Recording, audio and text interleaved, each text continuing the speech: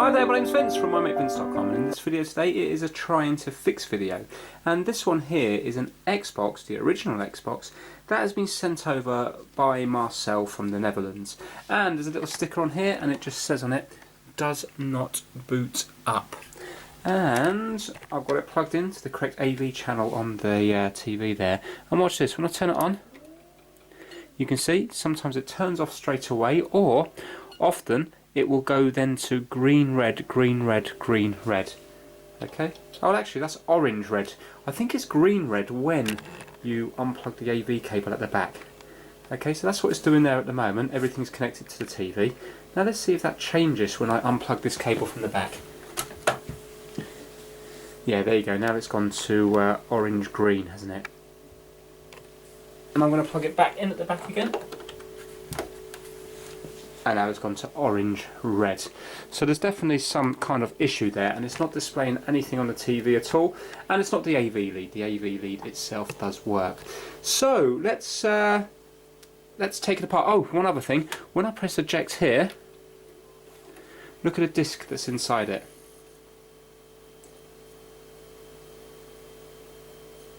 Is it going to come out? I'm not sure if it's sticky or not. Oh, it's trying now, isn't it? Must be a bit sticky. There we go. It is a burnt copy, FIFA 07. So I'm wondering whether this has got some kind of mod chip or something on the inside of it. But anyway, it's not doing what it's supposed to do. I don't know anything about. I've only repaired, I think it's one Xbox, I think, yeah. But I don't know anything about modding an Xbox or anything like that. So I'm pretty sure even if it was modded, it should still come up on the TV screen. So let's take it apart and let's see what's happening with it. So to undo it, we have to do the 4 screws underneath here. There's a little hidden one here and there's a little hidden one here as well. So it looks like the T20 fits quite nicely. So this is a Torx bit.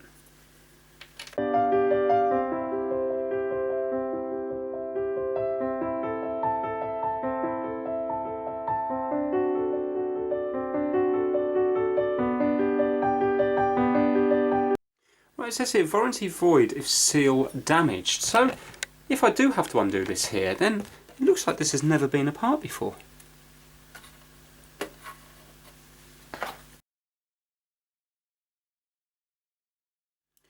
Right, and then we need a T10 for other bolts on the inside.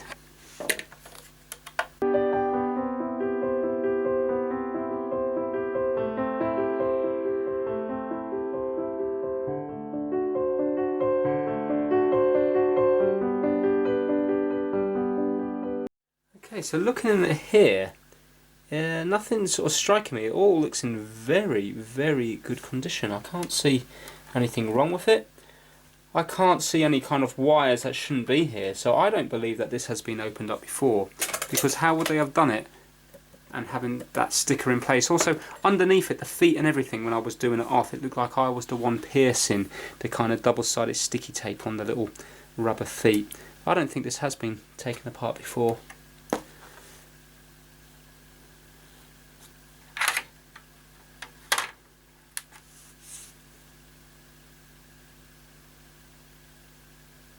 Now when I took apart the last one, I don't remember there being a fan on top of this chip here, because we have the graphics chip and also the CPU as well. I don't know which one is which, but I don't remember there being a fan on it, so I don't know whether, I wonder which model this is.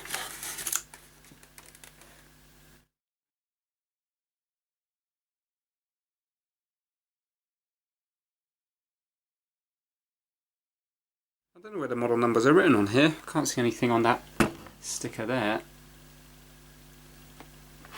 Maybe it just goes by the actual board that's on the inside. Well, let me take the motherboard out completely, but yeah, I'm not sure if I'm going to be able to work out what's wrong with this one.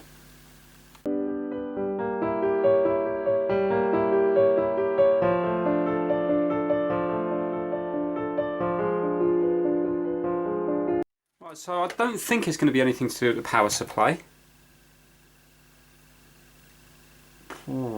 But then again, I don't know that. It could be. Maybe it's not supplying the correct voltage and it's kicking in and out.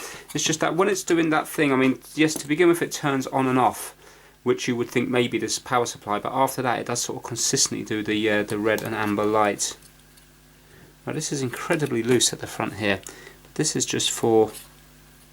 Does that just slot? Oh, that just slots down there like that. Okay. So this is just for the boards. This is for the controllers, isn't it? So that'd be a nice easy thing to change out. Right, let's have a look underneath it here. They look very similar to the tantalum capacitors that I put in the PlayStation 3.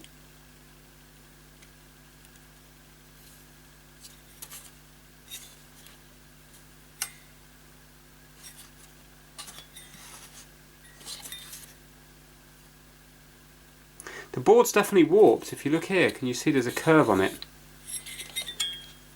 Unless, of course, look, there's underneath here is going to be like the CPU or the GPU.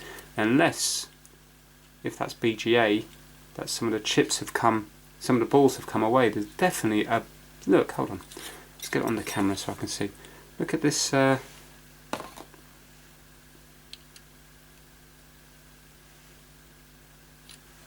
you see it's bending up this way?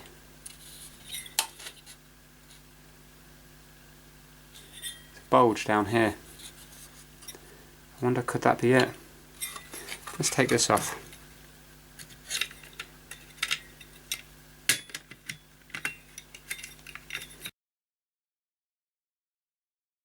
So 100% that's BGA under there.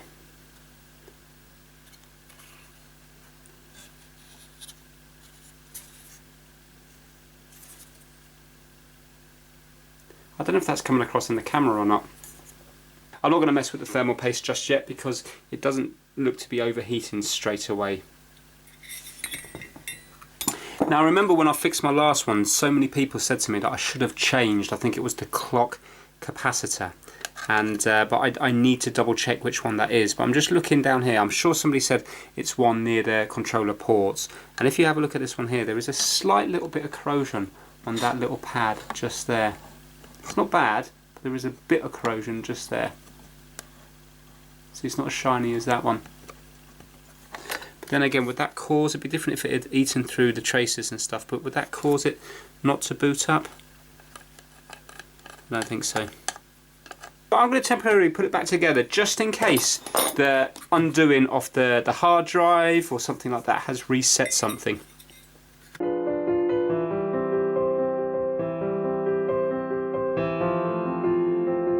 Plug it in again. I'm going to keep my hands well clear of the inside. Now let's see what it does. Now it's cutting off again straight away. Yeah, and it's green and orange again.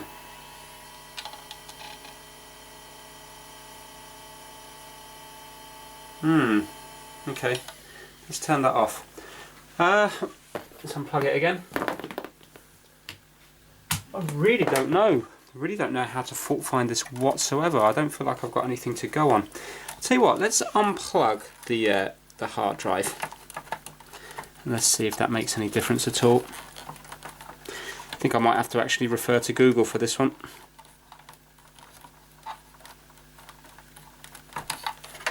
Right, so let's unplug from there now.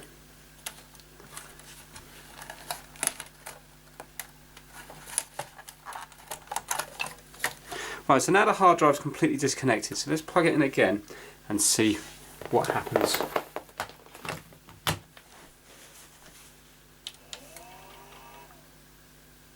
No.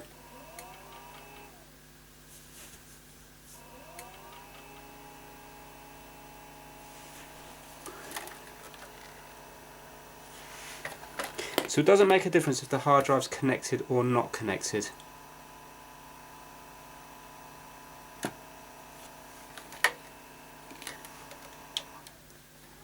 Right, let's unplug the disk drive.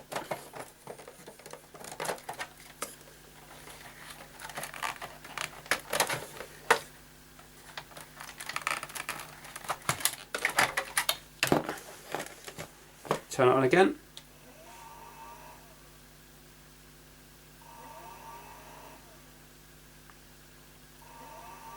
No, again, so the same thing. So it doesn't make a difference if the hard drive or the disk drive is connected, which makes me think it is an actual problem to do with the main board down here. I think on this one I'm going to refer to Google because I can't actually see anything. I can't see anything wrong with it, so I haven't really got anything to go on. Well, I've spent a good hour looking up on Google the symptoms of turning on, off, and then the flashing red and orange light, and without the cable plugged in, green and red light. So I think the green and red light means it's like an AV problem, but when the AV cable's connected, you can see on this one here it's a red and orange light. And basically some forums will say, oh, that's really rare, that will never happen. Other people say that your board's gone or it's a bad trace. A lot of people say it's to do with trying to mod it and it's going wrong. There's not actually any solutions.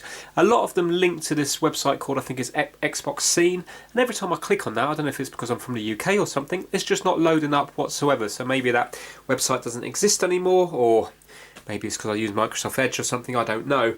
But basically there is no answer apart from that it is a board issue. There's a problem on the board somewhere. Now, do you know what I think it is? In my heart of hearts, I really do believe that this is the problem. So remember I said about the warped board earlier? Well, let me do it from a distance and then you'll see. So obviously this ruler is straight. Now look, can you see there how much it goes up here? Yep. So, hold on. So if you have a look, it starts lifting here. And this is exactly in the middle of that chip there. So you can see it's rocking. So now if I do this side here, you can see how much is bowed on this bit here. Yeah. So you can see that that is not right. If I was to do the same on this side here, it's completely flat.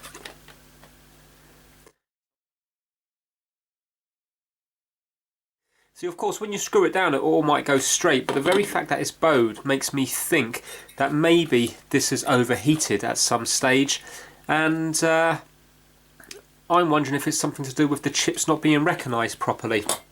But there's nothing I can do about that. That's a BGA chip, so if that is the issue, then I'm not going to be able to fix that. But a lot of people go on about this clock capacitor, and the clock capacitor is apparently this one here. And now this is, well, in fact, look, there you go, it's just broken. It's just broken there. And if you have a look underneath, can you see there's a lot of gunk? Look at the gunk there. See, all around here, so it definitely has leaked. So what I'm going to do is, well, I was going to unsolder it, but I might as well just wiggle it off now. Your Xbox will apparently work without this, it just won't keep the time. So every time you turn it on, you're going to have to put in the dates. So this is just a 1 microfarad capacitor, and I do have 50 volt ones, but this is just 2.5 volts. But this is called a super capacitor. There you go, you can see the corrosion on it there. So I don't think I can change this with a 50 volt one, but if I can get the board working, I can buy these off eBay for between £3 and £5. They're not expensive. You can see that they're there you go, that's it there. So it's some kind of like super capacitor thing. So I suppose they're acting more like a battery. I don't know. Right, but what I'm going to do is I am going to clean up. I think I'm going to replace this capacitor here because it looks like it's leaked underneath. So this one here is a 22 microfarad 25 volts, so I'm going to be changing this one over anyway. And I'm just going to clean up here, but as you can see there is a little bit of damage on the traces, but it's not bad, is it? But just in case there is corrosion, because I might not be able to see it because it's quite dusty, I'm going to clean all this area with IPA. So I'm going to change this one out, clean all this with IPA just to see if it makes a difference. And also there's one other thing. Somebody did say try and boot the Xbox without a disc in it. Now remember, I was booting this with a fake disc in here, and if this isn't modded, maybe that's the problem. So I'm going to change that, clean it up, put it back together, eject the disc and try to boot it without it, and then we'll see if any of those has made a difference. I don't think they will make any difference, but I don't know what to do apart from that. I've gone across a few capacitors and stuff and a few MOSFETs just to see if I can see any shorts. It all looks to be okay. The whole thing looks to be immaculate. At this moment in time, I don't know if it's been tried to be soft modded or whether it's an actual physical problem with the board. I don't know. What doesn't help is on a lot of forums it says if it's a green and red flashing light, it means that it's a problem with the board here. But then other people say no, that's wrong. So I really don't know. What I think I do know is that I think this is a version 1 of the motherboard, because it's got the replaceable USB ports here and it's got the fan on the chip here. So I think this is like one of the earliest Xboxes. Right, let's pop this capacitor out.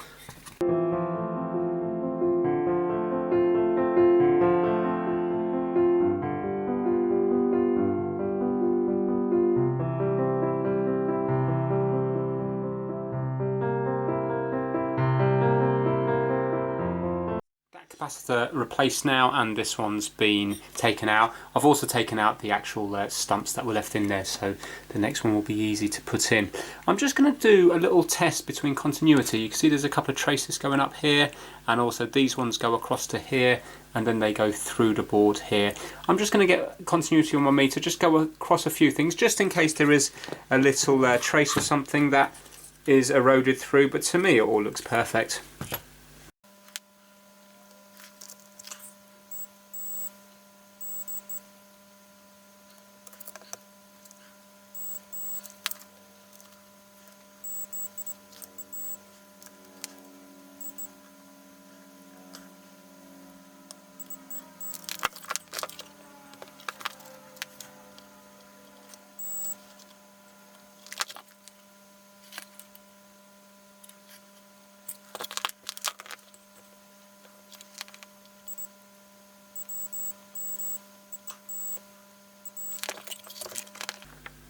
Right, the immediate traces around there seem to be okay. Let's pop this back together.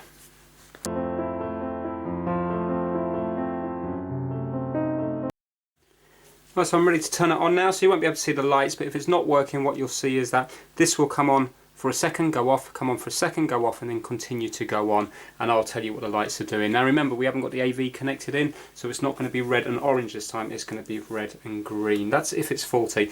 I've left it apart like this, so if it doesn't work when I turn it on, I'm going to then try to take the disc out. If it doesn't work with the disc out, then I'm going to try to put down pressure on here. Now this is live, this corner here, so I'm keeping my fingers away from this area here. I say it in most of my videos, I'm going to re-emphasize it here. Do not copy what you see in my video. If I slip and put my fingers over here, there's 240 volts going into this thing, so do not copy what you see in any of my videos. Just take it purely for entertainment. Right, here we go. Okay, right, it's gone off, on, off, yeah, same thing again. Yeah, and it's orange and green, flashing orange and green like that. So 100% it hasn't made any difference with that little bit of corrosion around the clock capacitor, which I didn't think it would. Right, let's try to eject this disc. Right, it's not wanting to come out, it's stuck. There we go, got it, excellent. Right, so the disc is out now, let's just see if that makes any difference at all. Can't see how it would. No.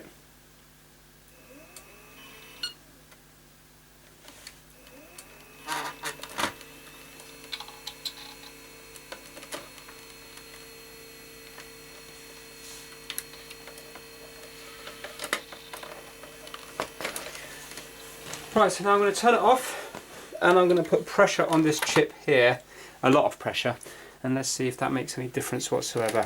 So I'm going to push right down on it really, really hard. Now let's turn it on. No.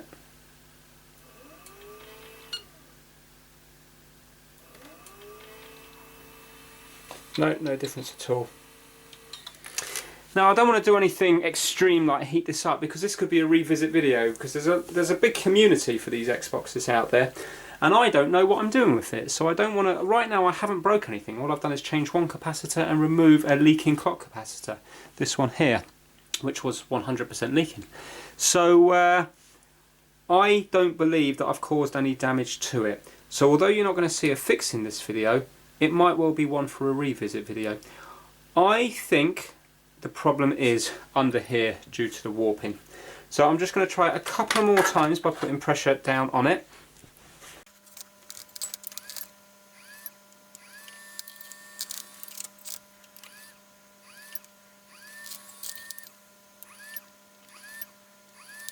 No. Do you know what? I'm not even sure if it is going to be that. I mean, it's warped, but again, it would have been, let me unplug it, it would have been screwed in. So then, oh, I really don't know. See, this is the thing that's worrying me here. What happens if it's some sort of corrupted software on the thing? And I don't know how to put new software on it. I presume you have to take the hard drive out and probably connect it up to your computer and put new software on that.